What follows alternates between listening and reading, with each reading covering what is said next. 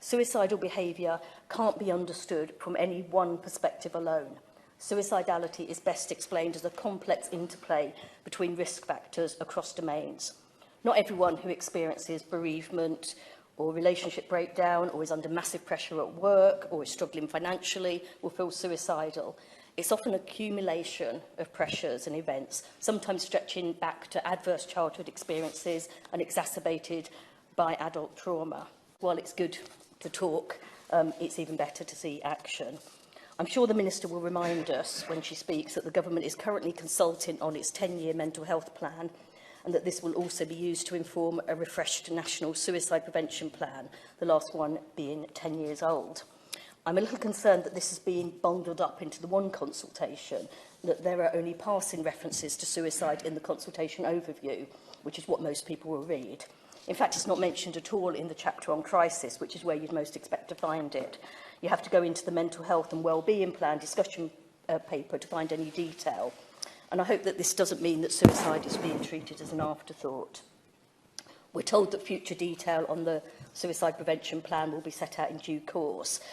Given that suicidality is recognised by the Government that it needs its own separate strategy, I don't really understand why it doesn't warrant its own consultation.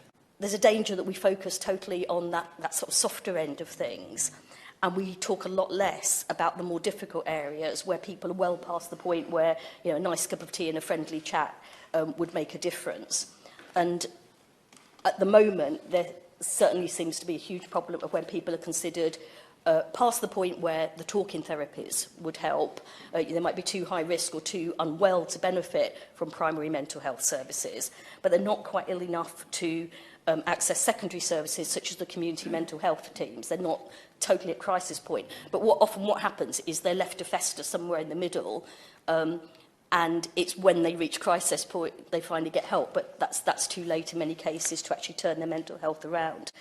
Too many people do fall by the wayside because the right pathway isn't available. Currently, 40% of patients waiting for mental health treatment are forced to contact emergency or crisis services before they've received treatment. 1 in 10 of them end up in A&E, and I do have real concerns about whether A&E, particularly if somebody's experienced psychotic episodes. I can't think of anything worse than being in an A&E department with the sirens, with the flashing lights. And sadly, as a Bristol MP, Bristol University has become known for the number of student suicides in recent years. It's obviously not the only university to have experienced that, but it has come under particular attention. And I think there needs to be a constant process of reflection and review. For example, with the court ruling that we've just had in the tragic case of Natasha Abrahart, who's a very able student at Bristol University, but she suffered terribly from social anxiety.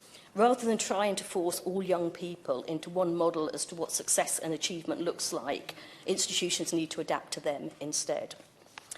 And I hope that Natasha's parents will be able to pursue their campaign to make sure that in future that is the case. I've also spoken to various groups about the issue of data sharing, which I appreciate is a complicated area. When should parents of what are, after all, adults, university students, be informed? And what are the boundaries of patient confidentiality?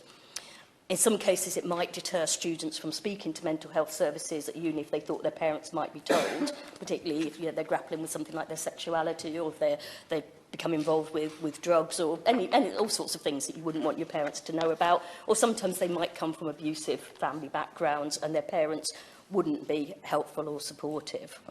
But in many cases, the parents, being desperate, would desperately have wanted to know that their child was struggling to the extent that they were. And I wanted to finish, I started off by talking about how Joy Division and New Order, that Bernard and Stephen came to speak about, how even like 42 years later, they're still affected by the death of their singer, Ian Curtis. And another musical genius, a musical hero of mine, David Berman, took his own life a few years ago. But he has this song, Nights That Won't Happen, and the line is, it said, the dead know what they're doing when they leave this world behind. When the dying's finally done and the suffering subsides, all the suffering gets done by the ones they leave behind.